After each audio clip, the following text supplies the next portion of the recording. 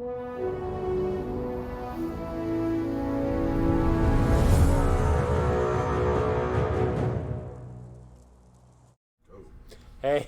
good afternoon, everybody. Time for another, just back from the beach update, which actually that is the case because I got here, about 2 hours ago. Left the sunny and very sandy shores of Ocean City, Maryland to get back in time to do an update for you all. So, all good? All good. So, so this is going to be a real novel experience for me because even though I have read top 10-ish before that I haven't read before, this is, I don't even know everything that's been going on in the studio yet. Literally, I've been in meetings for the last 2 hours, getting sit reps about everything I could get a quick rep on. So I don't know. So this is going to be interesting. I may be surprised along with some of you. So, bear with me. Hopefully you'll like the top 20. I know it was a very successful week for the studio. This sprint that we've been on has gone exceedingly well. Lots of joy, happy feelings here. And hopefully you folks will like the top 20. So let's get started. So first, we got a lot of things committed this week because last week, because we wanted to get a test in, I had asked the team not to put in anything new that could potentially screw up the test for last weekend. So that was lifted after we had the weekend test. So a whole bunch of things got committed. And so that's what this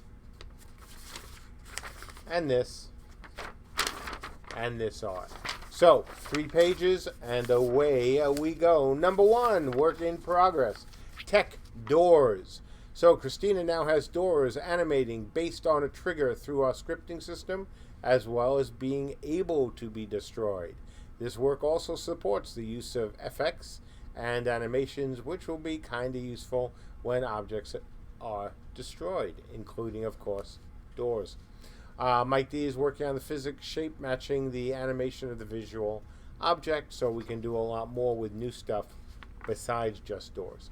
Item number 2, this should be very happy as well for a lot of you. Ability book. AJ and Christina have landed the first pass of the ability book for the initial internal testing. The ability book will be the player's ability repository where they can see the abilities they created, modified them, blah, blah, blah. Kind of a big item for a real game and not just a tech demo. Number 3, work in progress, tech NPC server. So, if you folks have been in any of the tests in the last really few months, I've always liked to do the running of the NPCs at the end of the tests.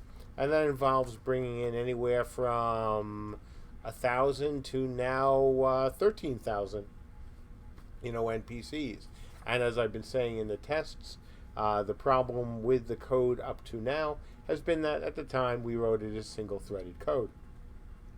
And that's great. It did what it needed to because we didn't need a lot of NPCs because we had bots. And eventually we knew we would get 2 NPCs. So this is part of getting 2 NPCs. So now the NPCs are just a wee bit more active, I've been told. Like by wee bit, like 10 times as active. Some crazy number that I was told in the meeting that we could go from 1,200 NPCs to 900 NPCs like that because they're all firing off abilities. So this is great for you all because it helps stress our engine more and it allows us to have more interesting tests with you guys and gals going forward. Number 4, work in progress tech entity movement. So Colin is on the next phase of entity movement. He worked on making item entities able to use dynamic physics actors so they can move around in the physics system. So, this is for a lot of things, but it's for BPOs so they can move from building to building and not immediately stick on the ground. So we'll be, continuing. Colin will be continuing to work on that. Work in progress, number 5, another tech item, siege controls. So Spidey has now moved into the next step of siege engines, which adds multiple control points to a siege engine. Now, why do you need multiple control points for a siege engine, you may ask? Well, if you want to move a ram and you're not the only person who has to work together, or do it, and then you have to work together, well, that's kind of why you need to do that. So, whether it's loading ammo, whether it's driving, whether it's adding a boost to speed, you folks will be able to work together and actually do something interesting with any of our siege engines that are set up to have more than one person actually able to do things with them. So I think that's really cool. And even though it's a tech item, it's a huge gameplay item. So number 6, work in progress, tech support classes. So after focusing on bug cleanup with the existing abilities, Anthony is back working on the support classes, specifically the minstrel and shared support tempos / dynamics. This builds on the supporting work he had done previously. So there's more info going to be, as well as a link on the update to these classes. Number 7, work in progress, design, balance pass. So, yeah, they start off with something I would have written, which is, first off, let's state that at this time, nothing is, of course, final. Like, duh, right? But what's important is, we told you folks, once we got the starter classes in, with their initial abilities, we were going to start balancing them out. Ben has been starting work on that, and more work will continue. Like Tyler said, or John, whoever wrote this first pass, it is literally a first pass. Expect that we will improve things, expect that we'll find some bugs, expect you people will find more bugs, and that it won't be ready until the game launches, because that's how it always is with MMOs, right? And even when the game launches, how many games are truly balanced? So expect it to be a process, but it's a process that we're already starting on. Okay, number 8, work in progress, tech, deployable items. So after completing the system's first pass last week, Christina is focused on hooking up scripting support and scripting to allow deployable items the readying process to be interrupted. This will work similarly to interrupting and an ability. So once again, more game stuff, because when you're trying to deploy a siege engine, you need to be able to be interrupted.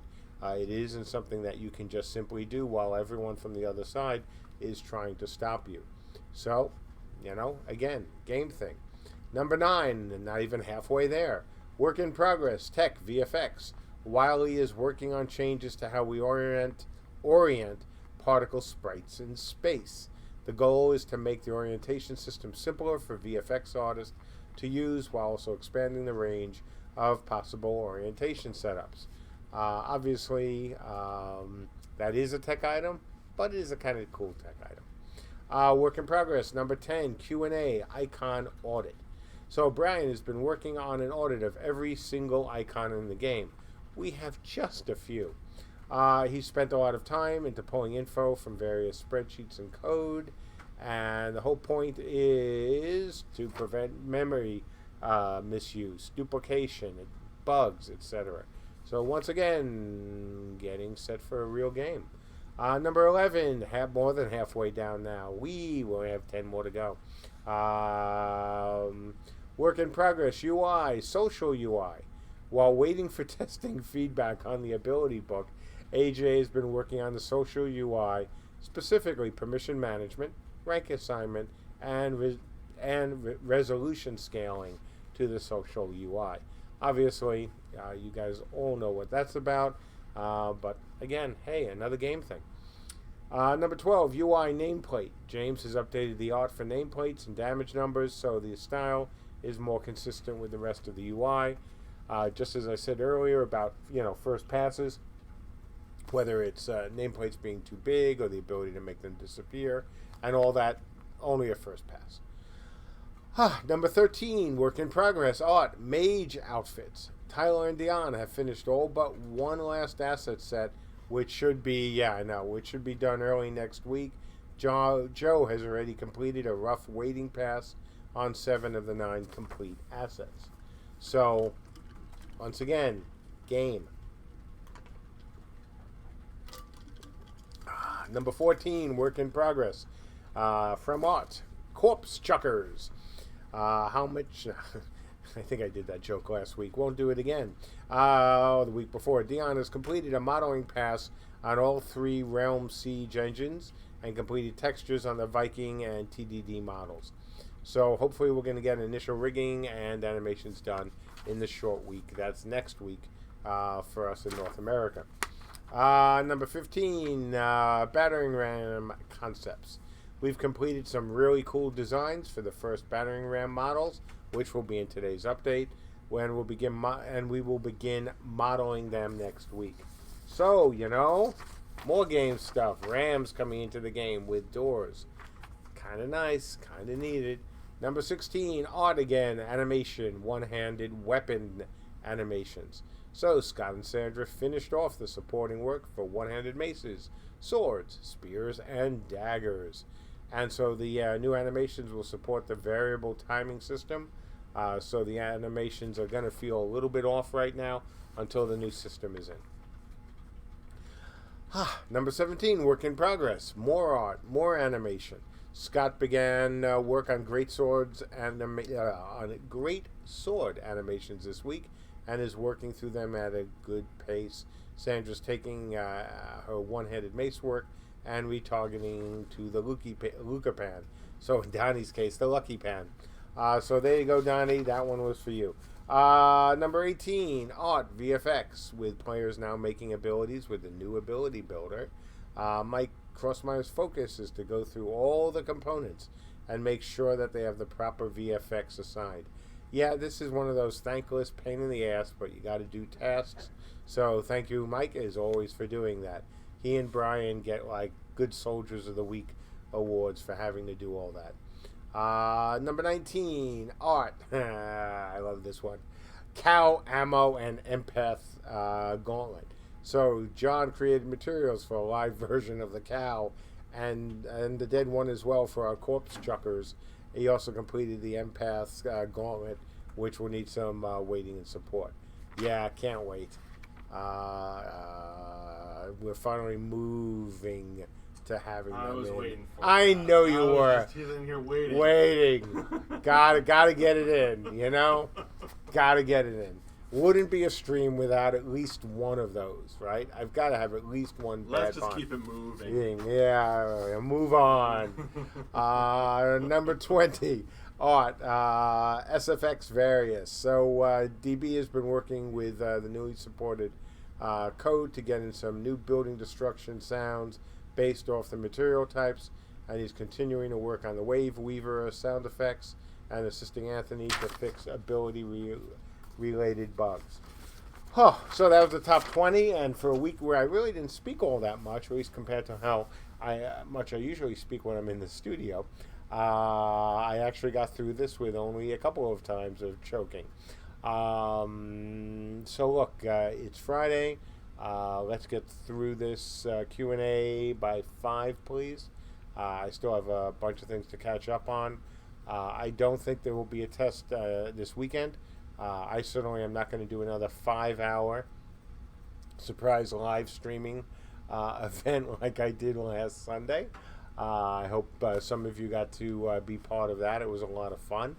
But definitely, I'm definitely not going to be doing it this Sunday because I got, frankly, other things to catch up on from being gone all week. So let's go to the QA, folks. All right, time for questions. To Reichman has the first question. How was vacation? Oh, vacation was great. High 60s, low 70s all week. Sat by the beach, sat by the pool. Got to ride the trolley all the way back from the bottom of Ocean City to the hotel we were staying at, which is a treat because usually we go off-season where it's quieter and cheaper. And usually it's not running. But because it's right before Memorial Day, they had started it. And so, hey, got to do that. I hadn't done that in years. I was good.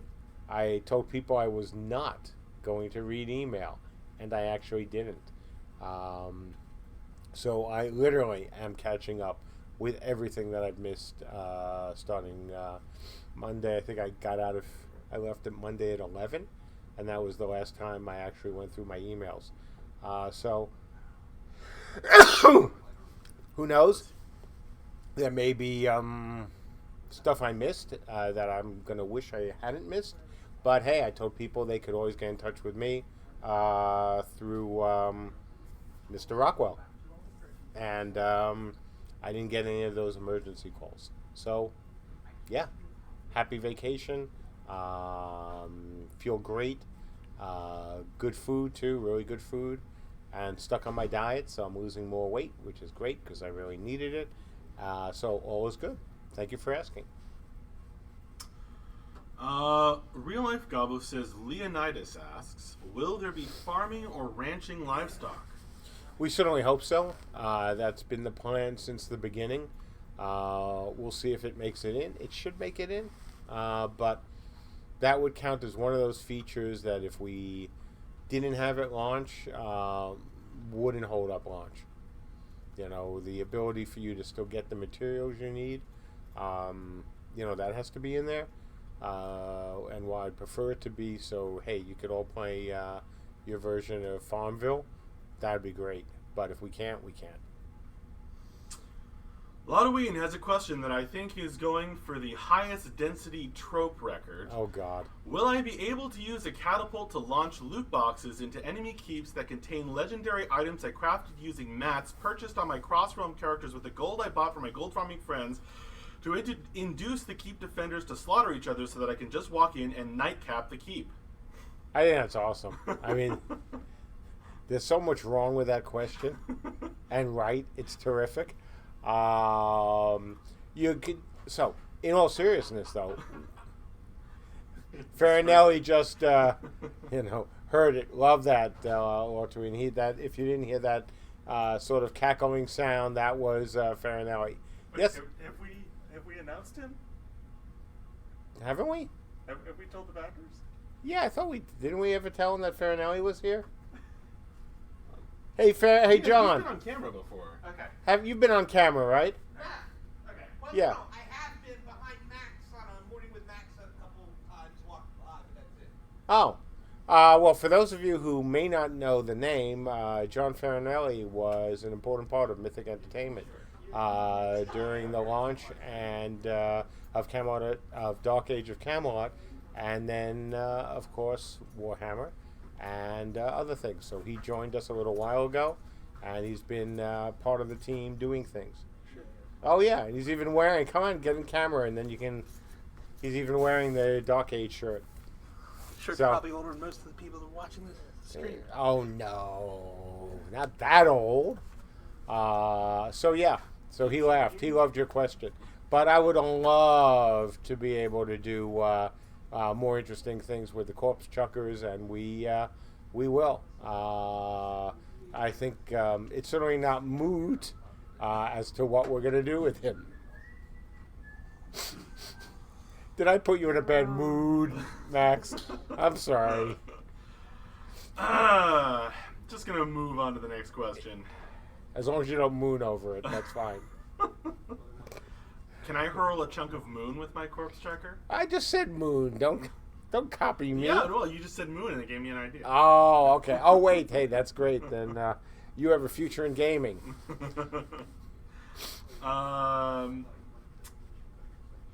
Zhu asks, is there a rough time estimate on how long the supports will take to get in? There might be. I don't know what the answer is because I wasn't here this week. I do know they are being worked on, so it shouldn't be much longer.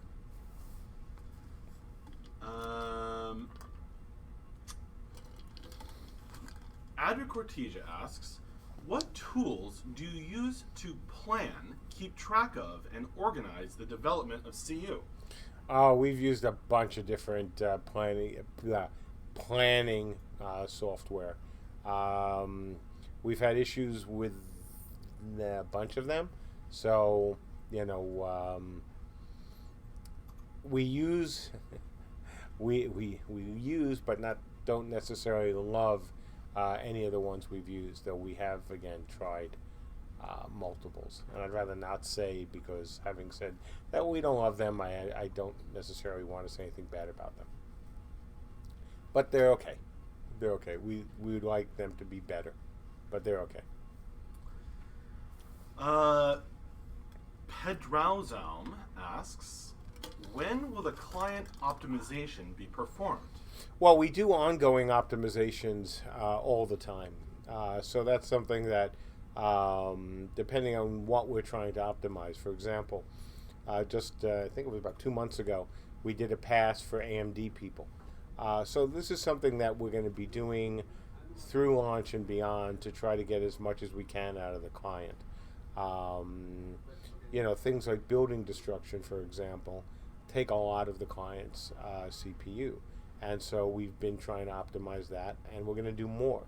Eventually, we'll push some of that to the GPU, because right now we are not GPU throttled, rather we're CPU throttled. So, expect this to be an ongoing thing. We haven't changed our min spec since the last time we talked about it, other than, which was Andrew's point about you can't use an old DX card that is no longer supported, or a version of Windows that's no longer supported, those kind of chats. But expect ongoing optimizations forever. I mean, literally forever, as long as we're running the game. John Waltz 4 asks, what is the back end of everything look like? Like, what are you guys running the servers on? And what kind of hardware experience would you want in a sysadmin? C# for the back end, C++ for the front end. In terms of experience, certainly a few years would be great. If you had very little, we still might be able to use you. But certainly somebody who's put in 5 to 10, especially if they've worked in games, would be fantastic. O'Bumble asks, when will we be able to launch Look Upon players with Siege? I can't wait. Let's start with the Moo-Moos and follow up after that.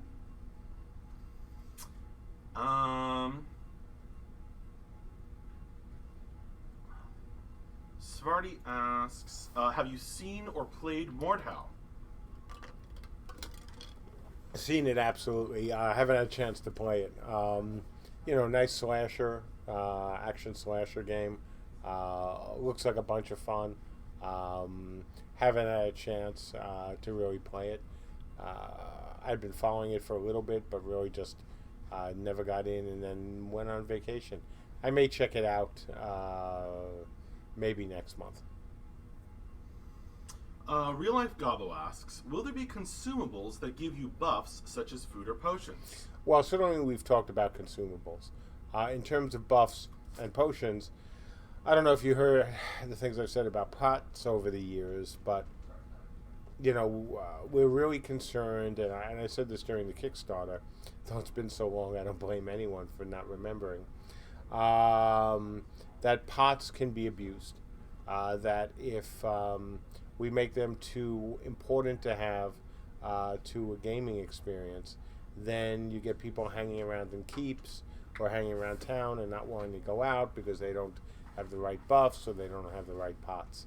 So we want to try to find a line where they can be useful, but not necessarily the kind of things that if you don't have them, that you feel like you can't be effective, when you're going to play in the enemy sandbox. Dizzy Stream asks, Mark, with gameplay loops getting closer, what games are you and the team looking to model CU's combat after?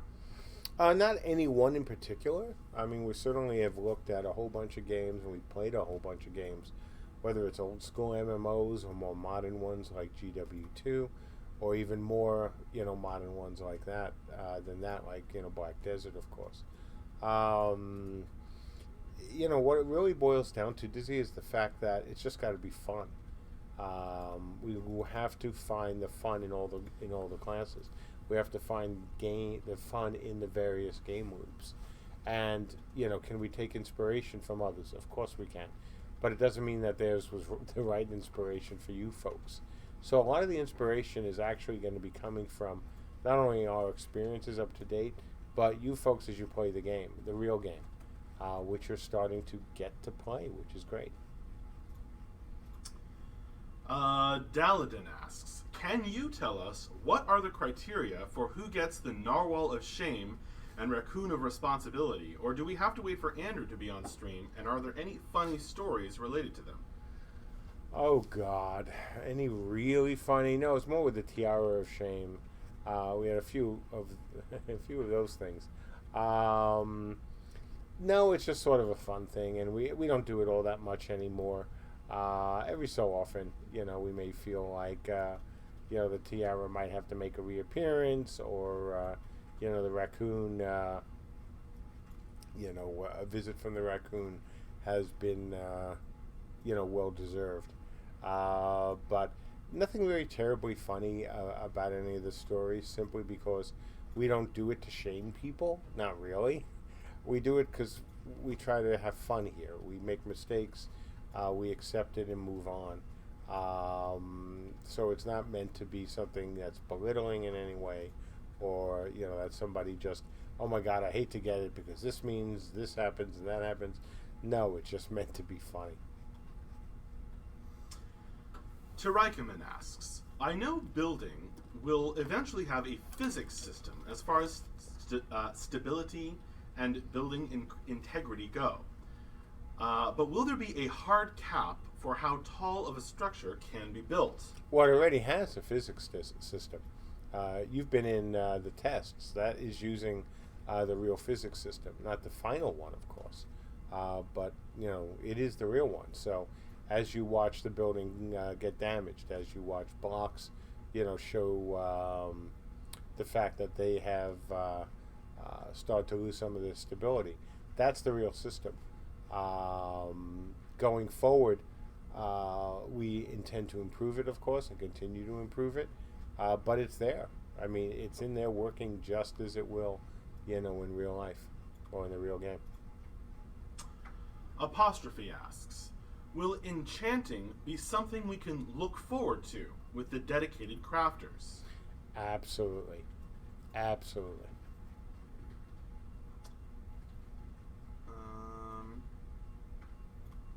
John Waltz 4 asks, as a developer, do you actually play the game? Not just for testing, but actually for fun?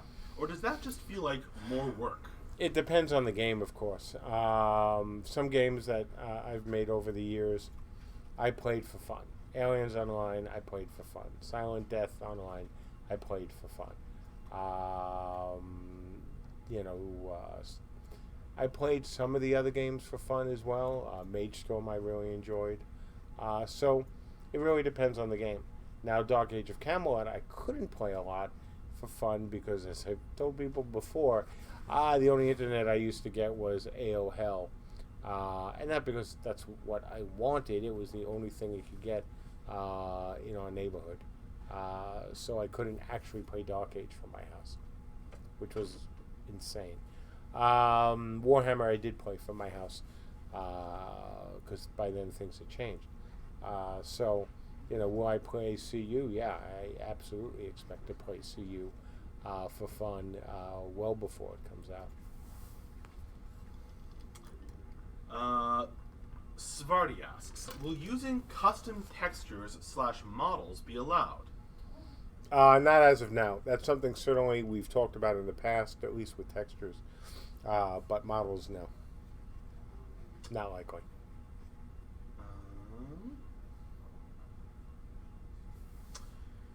Tezig31 asks, are you planning to use a new kind of services / stuff like containers and or cloud solution providers to help you launch the game and manage the flow that you will face off?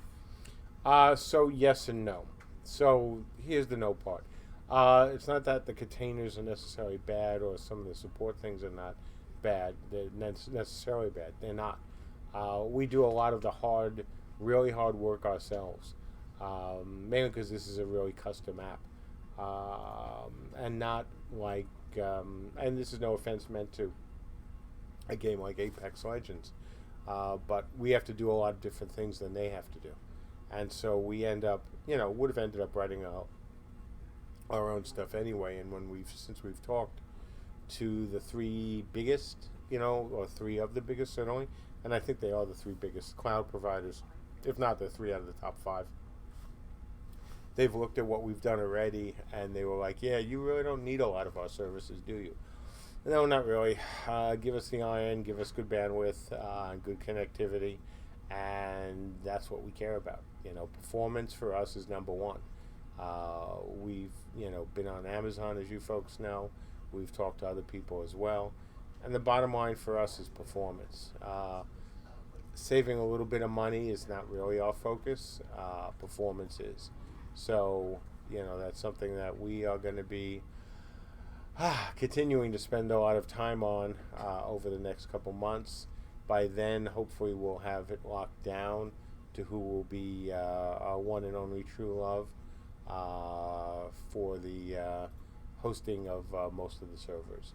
And a big consideration for us is, some of you know, is of course our European friends.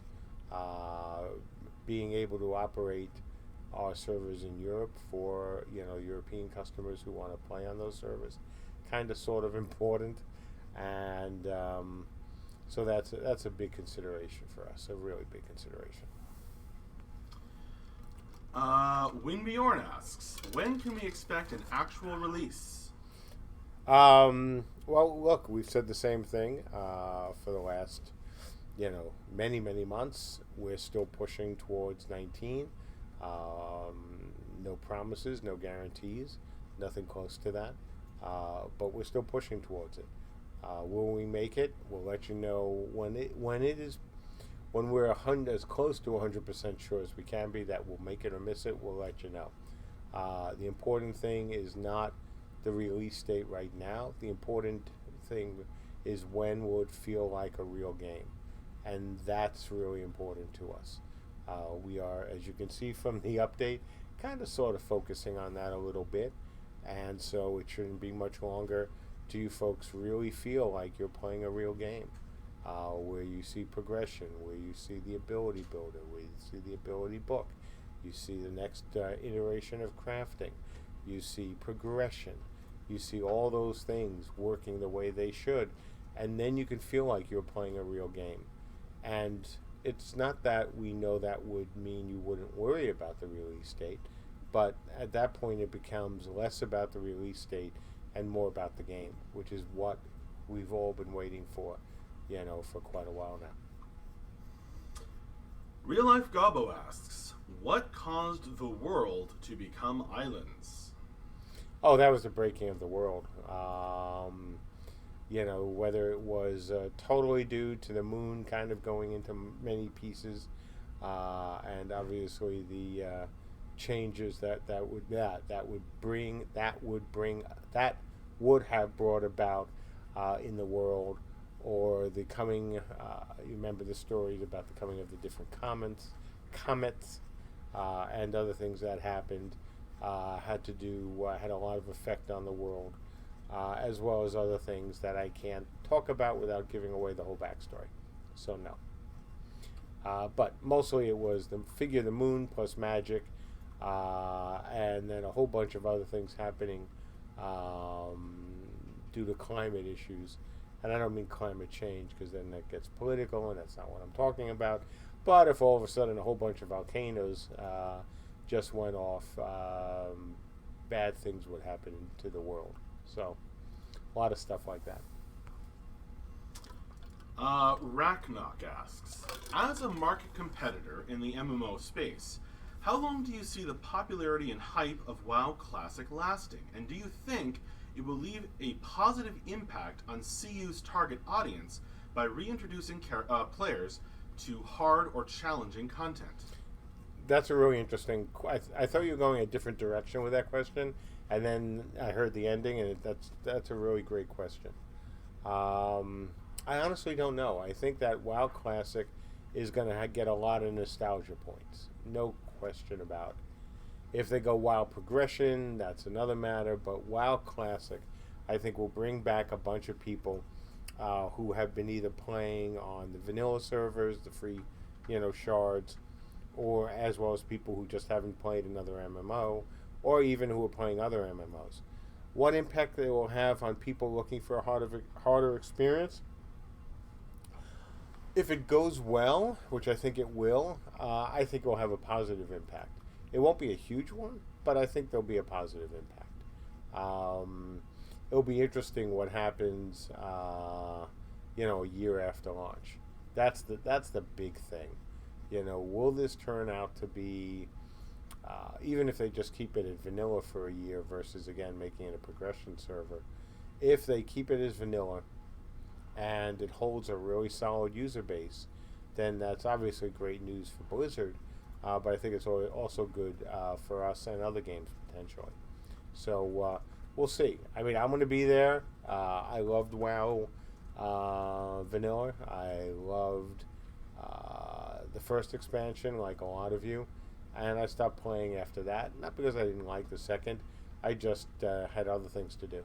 But I certainly played the heck out of WoW, and even when the free shards opened up, I did some time on them as well because, hey, I just loved the game. I thought it was, whether you consider it Blizzard's best game ever, I certainly considered it one of the most enjoyable, easily top, 3 most enjoyable Blizzard games.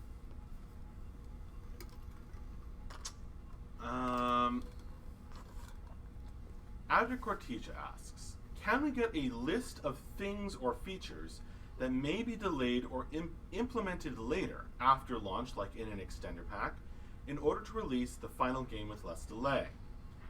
Yeah, as we get further along, we can talk about that with folks. There is no such list like that now. That's not even a conversation most of us have had. We need right now, certainly for the rest of the summer, to be focused on delivering you folks what you've been waiting for. And as you can hear from the updates, you're getting it. You're getting Rams, you're getting Doors, you're getting the ability book back again. You're getting all the things that make this feel like a game in a siege. And that's, more is coming. A lot more is coming. That kind of head shaking means it was from you? Someone asked a question in chat that made me facepalm. Right. Okay. I thought maybe the man had it's showed up. It's about the name Cherry Keep. Oh, of course. Yeah, we thought we'd get some cards and letters about that one. But it is. It's a cherry tree. Yeah. That's it. And That's it's a siege. No subliminal messages.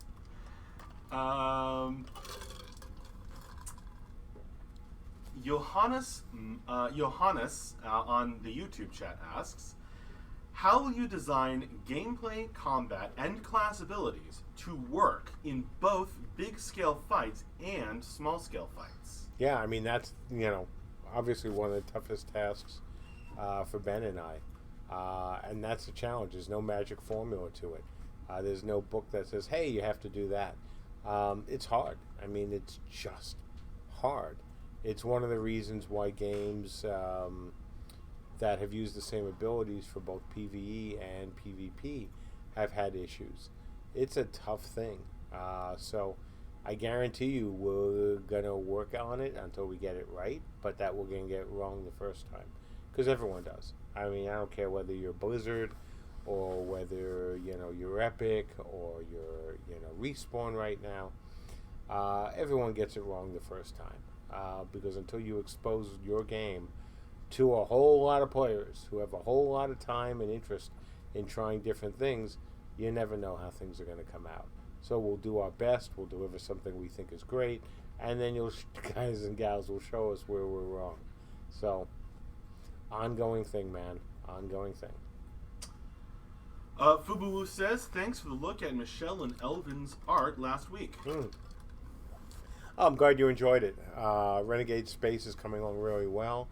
Hopefully we'll have the art book done this coming week and get it up on the website and get it ready to, to kickstart. We're going to sell it certainly as a graphic novel.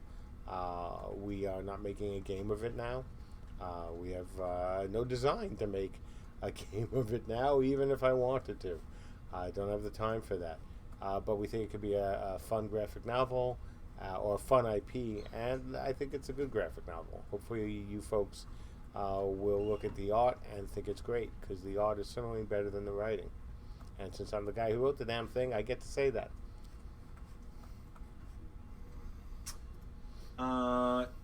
Tony Brothers has two sort of related questions.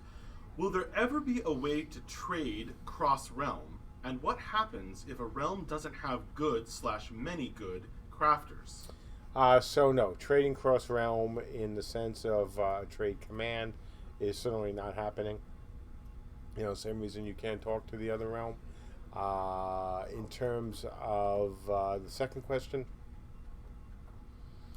which has just gone out of my head. Oh my God, I don't do that often. Sorry, Tony. What happens if? What happens if they got it? When you said what happens, I got it. Yeah. What happens if the realm doesn't have enough crafters? So I don't know if you have been part of this for a while, because I'm sorry, I don't recognize your name. But what? So when you look at a crafting system, and you look at a crafting system like ours, which is supposed to support the economy, you have to plan on not having enough crafters. You just have to. It's a system that requires people to commit to this class. It requires them to put time into it, and so you better have a backup plan. And so our backup plan has multiple parts. One of them that I've been talking about forever is people donating stuff to the realm that gets saved, and then, if needed, released to the public.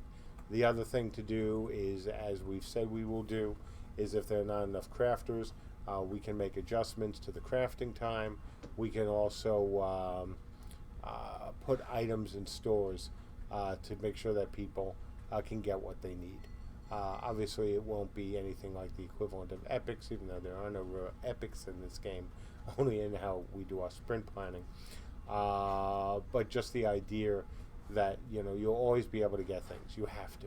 This is an RVR game. If you can't get arrows for your bows, if you can't get your swords repaired and things like that, you can't go out and do your stuff.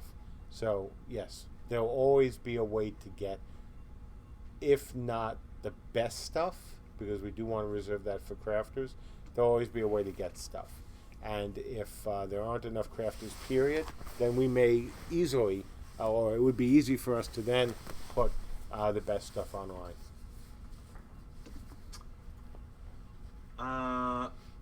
Tezig31 asks, what will be the next 3 major inputs that you are working on right now? What should we expect on the next tests? Good question. One, more siege engines. We certainly want to have the different types that I laid out, including rams, corpse chuckers, and smoke throwers. So those will be the next things you'll see. Improved NPC performance. Obviously, it's been pretty cool to watch the NPCs do their thing. We want even more coolness and even more of them doing their thing for you folks. It may not be the same numbers we have now, because the way that the Cherry Keep is laid out is certainly not as a fun siege scenario. It's a fun stress test, but not a siege scenario. And that's the final part, a redoing or rejiggering of the castle or other structure to make either that the next siege test or one of the other things that we laid out here for what could be the next 3 scenarios. That would be also like a siege test, but not necessarily the same kind. So we've got a bunch of interesting things planned, and those would be among the next 3 things you'll see. But it could also be, if you look at the ability builder, the ability book going in. That's obviously a big step. So a lot of good things going in the coming weeks. And in the case of the book, already in there. Real Life Gobbo asks, what caused the Places of Power? Oh, that's a good question. I don't think I've ever been asked that. 10-minute warning, folks. What caused the Places of Power? From what I can remember, at least for some of them, it was a combination of the breaking and these being former important places, or places that then became powerful in the rebuilding before the world broke again. So if you look at some of the stories about the One True City and the things that were going on at the time, a lot of the things that are called places of power now were important back then. So there'll be some places of power that have been there for like ever, and there are places of power that were made by the United Realms under the one True City. Let's see. Which of course was Camelot. Fat for Larry asks, how much control will we get for squad/party structure? Can we make sub-parties in our squads, etc.? We certainly, if you look at our social, somebody sent him a link to what we've written on our social and grouping system so far, because I believe it should be up on our wiki, especially since we're starting to run out of time. If you go there, you should have all your questions answered, hopefully. If it isn't, we have to update it, because we've been talking about this a lot, and it's an important part of the game. It's in the beta 1 doc, right? I think so. Yeah. Okay. Green Jericho asks, do you expect that younger gamers will be interested in a game like CU? I think there'll be some who will be. Do I think it will be all? Oh, God, no. We knew this game wasn't for everyone. And when you look at the games that are popular right now, again, just the games I mentioned earlier, when you look at Fortnite and Apex Legends, these are very different games. Now, do I think some of the younger players will play? Oh, absolutely.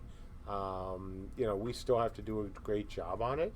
But, look, when we released Camelot, a lot of people, Dark Age of Camelot, most people didn't think it would succeed because most gamers, they said, weren't going to play this kind of a game.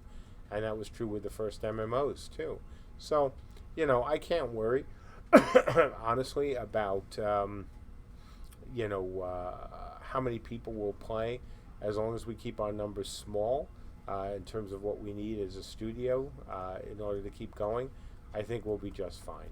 I think there's a lot of people who love PvP, and a great amount of them, a very generous amount of them, love RVR.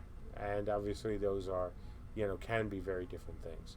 And, with our RVR solution, again, the Tri-Realm that originally came from Kesmai's Air Warrior, I think we're going to have a very nice and hopefully very happy player base.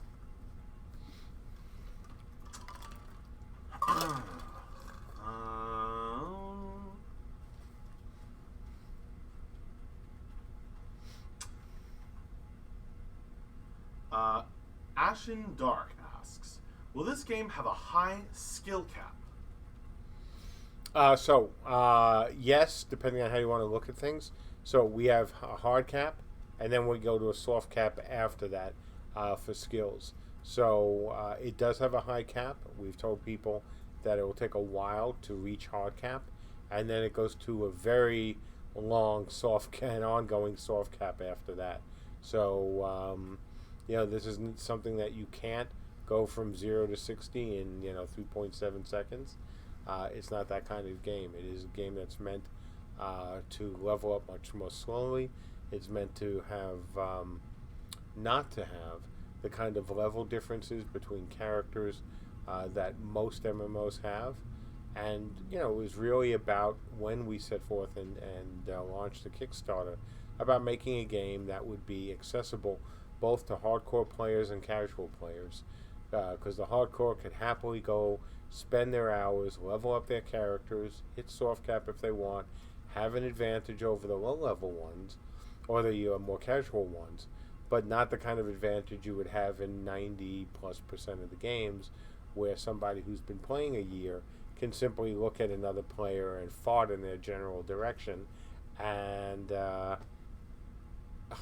you didn't get the reference. I'm sorry. In your general direction. and then they die. So that I think should work well. We hope it will work well. You'll have to let us know. Hopefully you'll like it. 5 minutes, folks. All right. So I have a question Might make a good ending question. Lodween asks, when, not if, CU becomes far more successful than you ever imagined, what do you envision we will be doing in-game 10 years from now that we won't be able to do in the first couple of years after launch?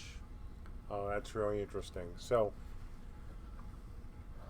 assuming that we're super successful, we have, a catastrophic success. So we have to scramble, make a lot of changes, deal with much bigger crowds. What would I like us to be doing? Well, certainly not playing underwater. As you can imagine, not my first choice. TOA reference. Van Alley gets featured again on the stream, twice. But certainly above water would be something I'd be very interested in putting in. I'd like us to be in the sky as well, and I know that's a controversial kind of thing because a lot of people don't like flying mounts. I always have. I mean, I've told the story before how I wrote a white paper for, how to put flying mounts and things in Dark Age of Camelot on a very low budget. That unfortunately didn't happen. So I'd love to see that in. I would put, of course, naval combat in ships before the flying mounts. Though as a personal preference, I would like flying mounts better. But I think from a game design perspective, we'd be better off doing cool ship combat. What else? That's a good one. What else would I put in if we had that kind of success?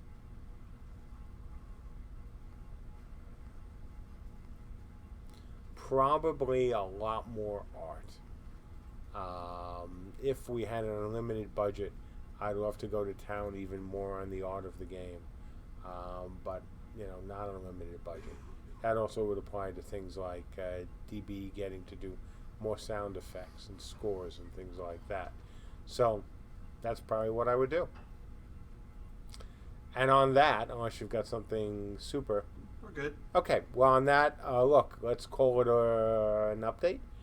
Folks, again, no plans on a test right now. It's Memorial Day weekend, so I want to make sure the whole team gets some time off.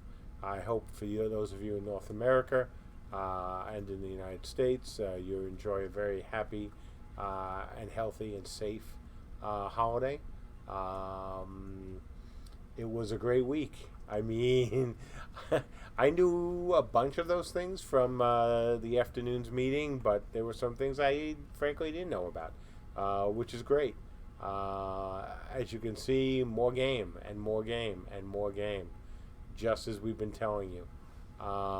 So, look, I expect, and I hope next week it will be a little short, but I hope it will also be another good week.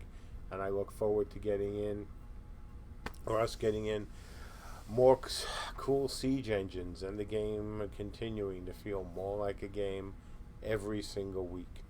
So, having said that, again, as always, we thank you for your support. We thank you for your patience. And we'll see you next week in testing, certainly during the week, because we've got a bunch of things that we need testing on. So, see ya. And again, I hope all of those who are celebrating Memorial Day have a good weekend. And to those who served, from the bottom of all of our hearts, we thank you for your service. See you later.